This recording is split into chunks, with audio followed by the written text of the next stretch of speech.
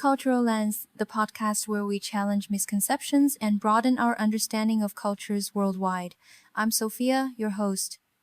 Today, we're diving into common misconceptions about Vietnam assumptions that often shape how people perceive this vibrant country.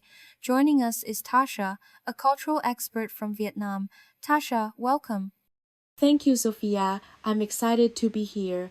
As someone from Vietnam, I've encountered many misconceptions firsthand, and I'm happy to clear up some of the most common ones today. Through this discussion, we aim to provide accurate insights into Vietnamese culture, traditions, and everyday realities. Let's get started. A common belief is that everyone in Vietnam wears the traditional ao dai daily. Is that true? While the ao dai is an important cultural symbol and often worn for formal events or celebrations, it's not daily wear for most people. In urban areas, people typically wear modern clothing like jeans and t-shirts. However, in some workplaces, such as schools, female teachers and students may wear ao dai as a uniform on special days. Interesting. Another misconception I've heard is that Vietnamese food is just pho and spring rolls. What's your take on that? Pho and spring rolls are famous internationally, but Vietnamese cuisine is incredibly diverse. We have regional specialties like bún bò Huế from central Vietnam, com tam broken rice in the south, and băng corn steamed rice rolls from the north. Each region has distinct flavors, ingredients, and preparation methods that make Vietnamese cuisine far richer than what is commonly portrayed.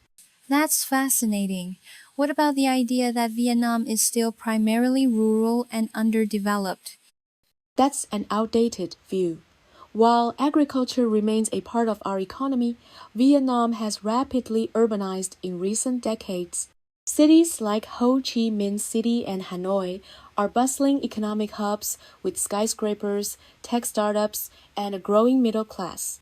According to the World Bank, Vietnam's urban population has been increasing by about 3% annually, reflecting major developments in infrastructure and economy. Now let's tackle some listener-submitted questions.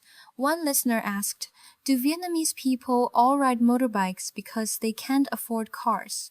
Motorbikes are incredibly popular in Vietnam, not just due to affordability, but because of practicality. Cities like Hanoi and Ho Chi Minh City have narrow streets and heavy traffic, making motorbikes more efficient for getting around. That said, car ownership has been increasing, and public transportation infrastructure is expanding with metro systems being developed in major cities. That makes sense. Another listener asked, is it true that Vietnamese people eat dog meat regularly? This is a sensitive topic. While dog meat consumption exists, it is not common among the younger generation and is increasingly discouraged due to changing social attitudes and concerns about animal welfare. Many Vietnamese people do not eat dog meat at all, and major cities are seeing a decline in its availability. How can individuals avoid perpetuating these misconceptions when learning about Vietnam? First, engage with authentic sources, whether it's books by Vietnamese authors, documentaries, or even speaking with locals. Second, recognize the diversity within Vietnam. The country has 54 ethnic groups, each with its own customs and traditions. Finally, visit Vietnam if possible. Experiencing the culture firsthand is the best way to understand it beyond stereotypes. Great advice. It's crucial to approach cultures with curiosity and respect rather than assumptions. Today, we debunked misconceptions about Vietnam, from clothing and food to urban development and traditions. We hope this discussion encourages you to seek deeper and more accurate cultural understandings. Yes, I invite listeners to explore Vietnam's rich heritage and connect with Vietnamese voices to gain genuine perspectives. We'd love to hear your thoughts. Share your questions and reflections in the comments. In our next episode, we'll explore Vietnam's unique festivals and traditions. Join us then.